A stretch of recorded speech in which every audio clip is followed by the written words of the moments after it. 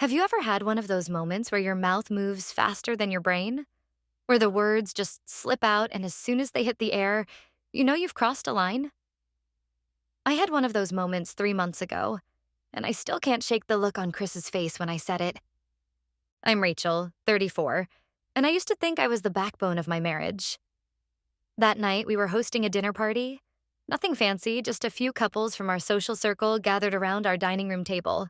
The wine was flowing, the conversation was loud, and I was feeling particularly clever.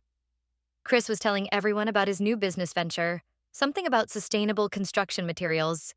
He'd been talking about it for months, boring me to tears with market research and supplier details. Honestly, I said, swirling my third glass of wine, he'd be absolutely nothing without me. I mean, who handled all the paperwork for his LLC? Who organized his entire office system? Who makes sure he remembers to eat when he's lost in those spreadsheets of his? I laughed, reaching over to pat his hand like he was a child. Face it, babe. You'd be living in your mom's basement eating ramen if it wasn't for me. The table got quiet. That awful kind of quiet where you can hear someone's fork scraping against their plate from across the room. I remember looking around, still smiling, waiting for everyone to laugh along with what I thought was just playful teasing. But no one was laughing. Sarah, my best friend since college, was studying her plate like it held the secrets of the universe. Her husband Mark was suddenly very interested in refilling everyone's water glasses. And Chris? Chris just sat there, his face completely still, like someone had pressed pause on his emotions. He didn't look angry or hurt. That might have been easier to handle. Instead, he had this look of revelation, like he was seeing something for the first time, and whatever it was, he didn't like it one bit. Rachel, he said quietly, his voice steady in that way that always means trouble. Could you pass the salt? That's it. That's all he said. He didn't call me out, didn't start an argument, didn't storm away from the table.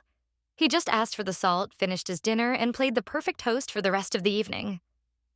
But something had shifted. I could feel it in the way he wouldn't quite meet my eyes, in the careful way he moved around me, like I was a stranger he needed to keep at arm's length. Later that night, after everyone had left and I was loading the dishwasher, because of course I was the one who always cleaned up, he finally spoke about it. Did you mean what you said? He asked, leaning against the kitchen counter with his arms crossed. About me being nothing without you? I should have apologized right then. Should have told him I was just showing off, that the wine had gone to my head. Instead, I shrugged, still riding that wave of wounded pride that makes you double down on stupid things. Well, it's kind of true, isn't it? I mean, come on, Chris. Who's been handling everything while you chase this latest dream of yours? The moment the words left my mouth, I knew I'd made it worse. Much worse.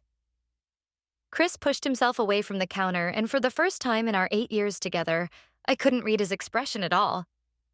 Thank you for making that clear, he said softly. Then he walked out of the kitchen, leaving me standing there with a dirty wine glass in my hand, and the sinking feeling that I'd just set something in motion that I couldn't take back.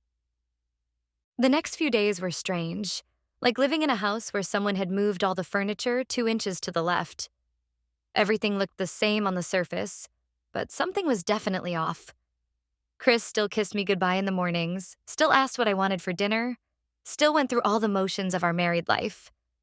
But there was this new distance in his eyes, like he was looking at me through a window. I tried to tell myself I was imagining things. After all, Chris had always been the steady one, the one who let things roll off his back while I was the one who made waves. But then I started noticing the little changes. He stopped asking for my input on his business decisions. His usual, "What do you think about this supplier?" Or, "Can you look over this proposal?" disappeared completely. At first, I was relieved. Finally, a break from all the boring business talk. But then I realized he wasn't just keeping the boring stuff to himself. He wasn't sharing any of it anymore.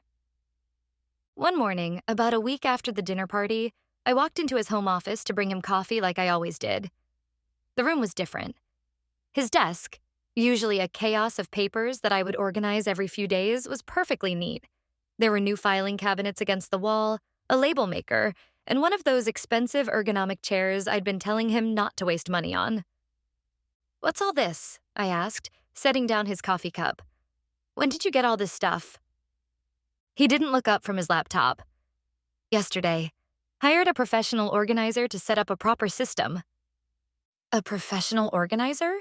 I repeated, feeling something heavy settle in my stomach. But I always organize your stuff. I know, he said, still typing. That's why I hired someone. Wouldn't want to be nothing without you. The words were casual, almost throwaway, but they hit like a slap. He'd never thrown my words back at me like that before. Chris had always been the one to smooth things over, to let my sharp comments fade into nothing. This new Chris, the one who could slice back with surgical precision, was someone I didn't know how to handle. I was just joking that night, I said, trying to keep my voice light. You know that, right? He finally looked up at me, his face neutral. Were you? Because jokes usually make people laugh, Rachel, and I don't remember anyone laughing. I wanted to argue, to defend myself, but something in his expression made me hold back. Instead, I retreated to the kitchen, my safe space, where I could pretend everything was normal.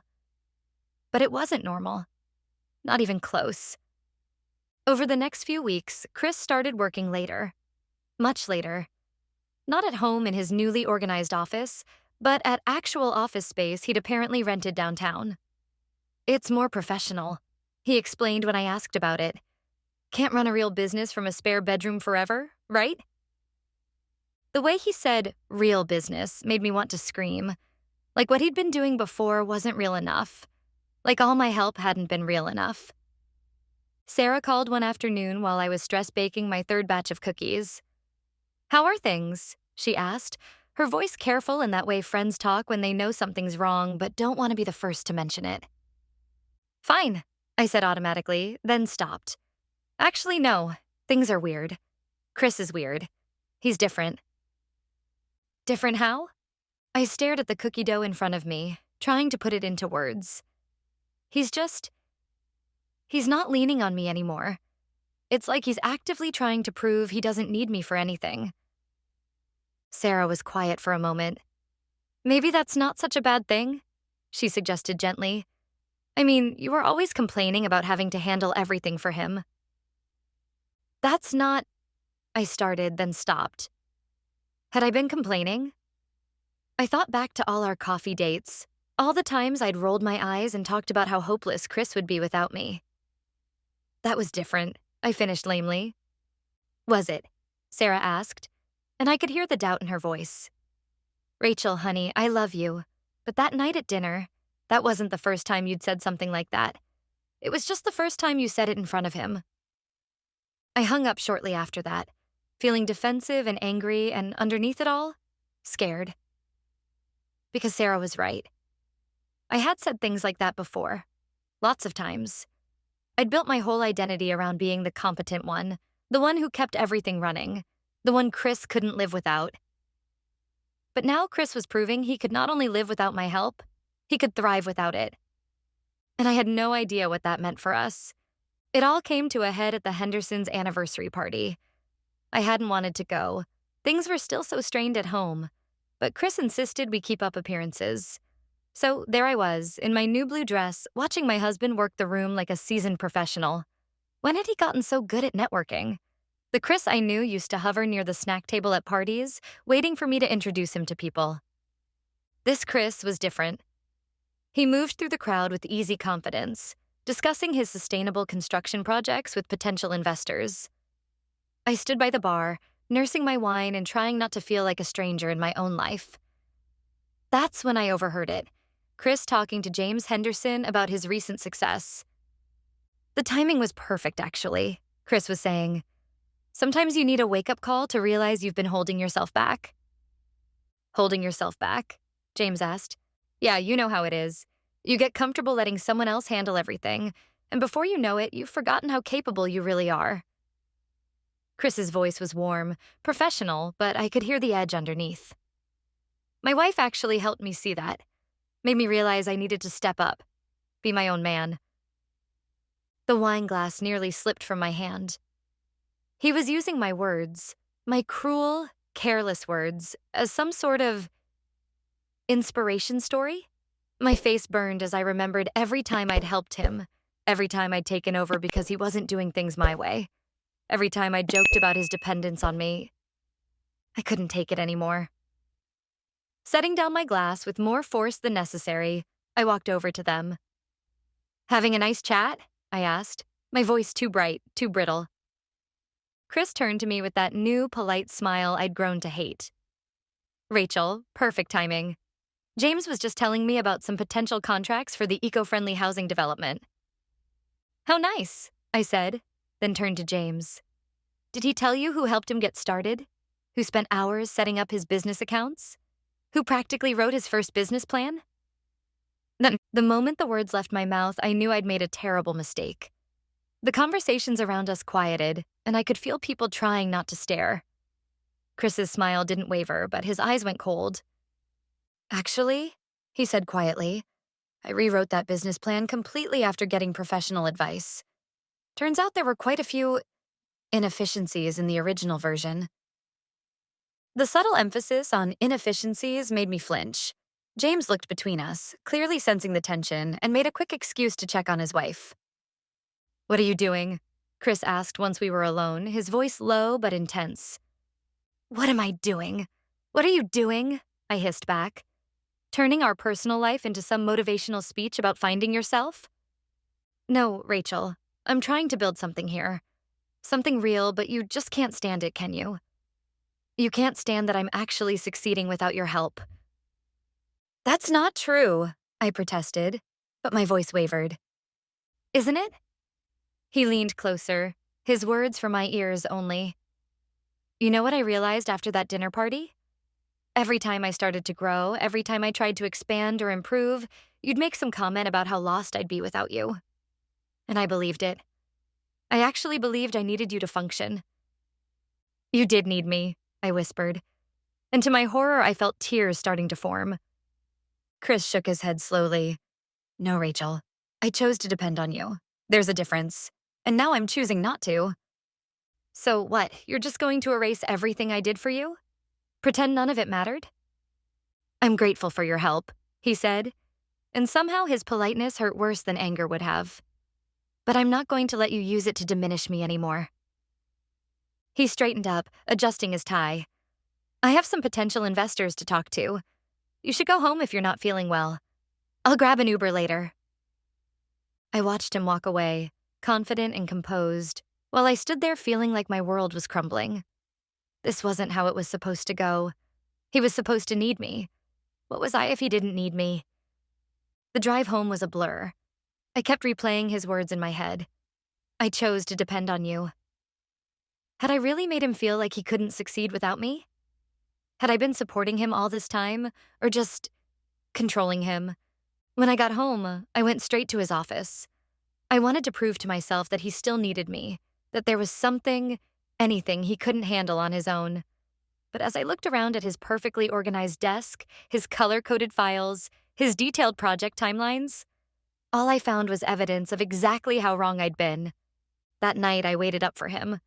The house felt too big, too quiet, like it was echoing with all the things we'd left unsaid.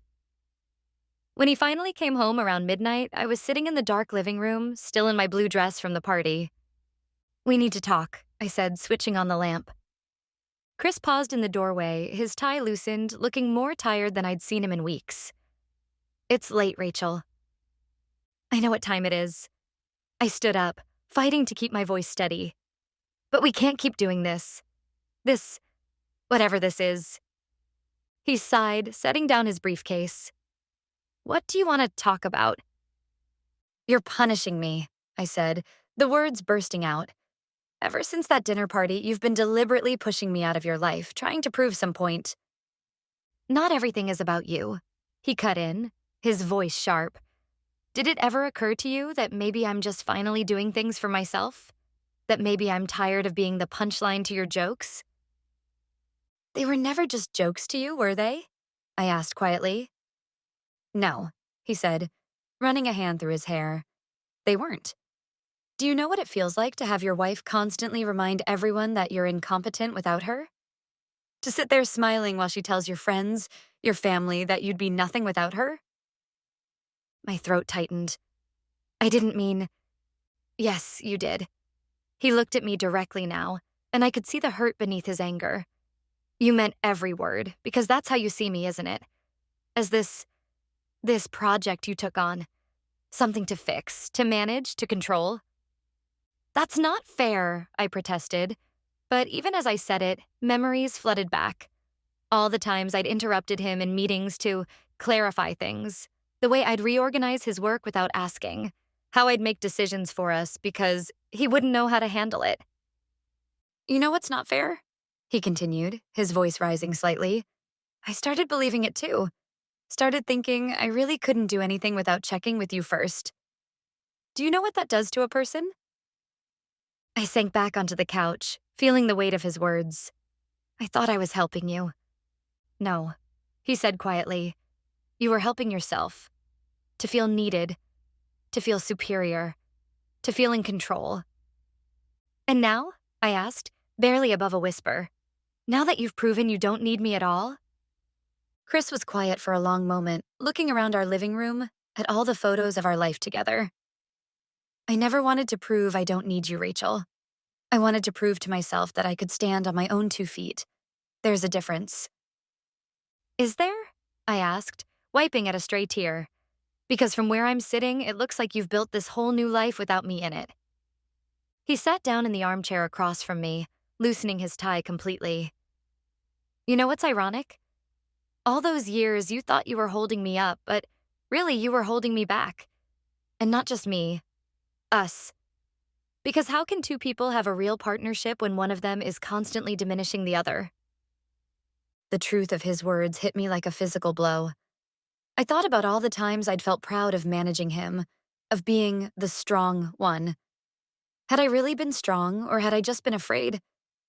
Afraid of not being needed, of not being in control?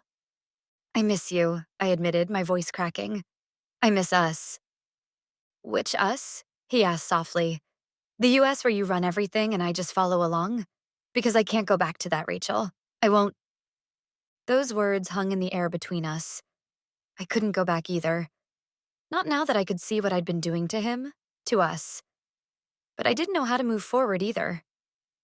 So what do we do? I asked finally. Chris leaned forward, elbows on his knees. I've been thinking about that a lot lately. We need help, Rachel. Professional help. Because this, he gestured between us. This isn't healthy. Hasn't been for a long time. I wanted to argue, to say we could figure it out ourselves. That's what I would have done before. Instead, I found myself nodding. You're right. He looked surprised, like he'd expected more resistance.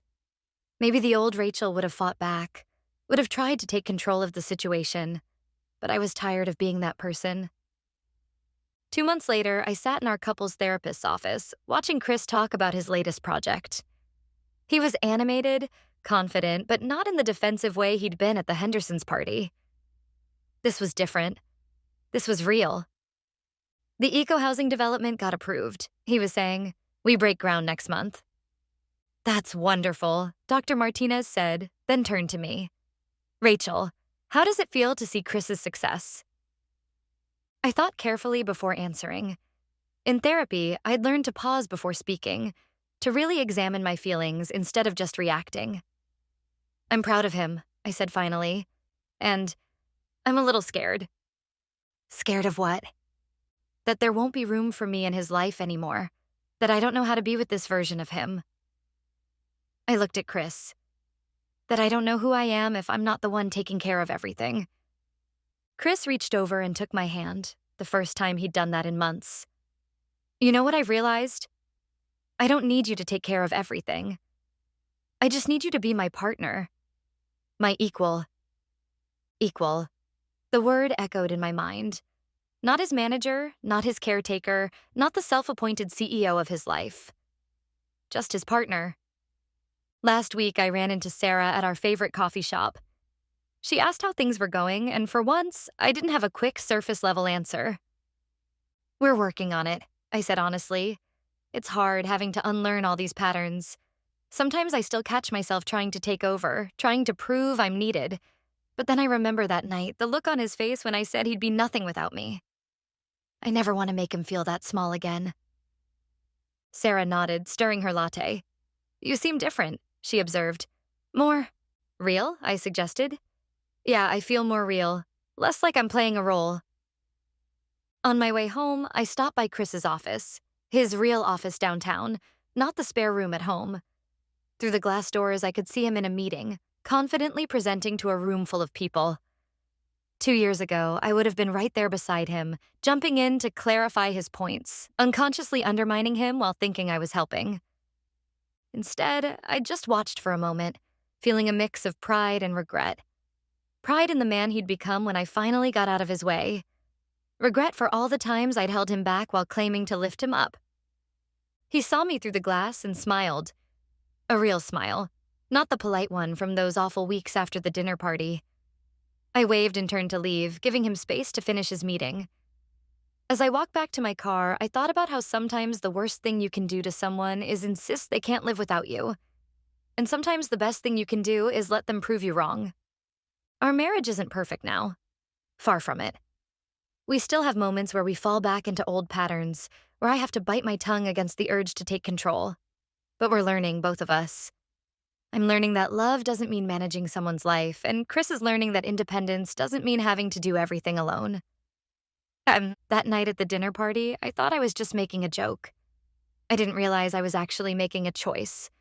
A choice between being right and being happy, between controlling and connecting, between keeping my husband small and watching him grow. I chose wrong that night, but I'm trying to choose better now. We both are. Sometimes the most painful lessons come from our own careless words. Have you ever said something you wish you could take back? Something that changed everything? Share your story in the comments below. Sometimes knowing we're not alone in our mistakes can be the first step toward healing. If this story resonated with you, please give it a like and share it with someone who might need to hear it. Your support helps these real, raw stories reach the people who need them most. Subscribe for more true stories about love, loss, and the lessons that change us. Every story matters, and yours could be next. What would you have done differently in Rachel's shoes? Let me know in the comments.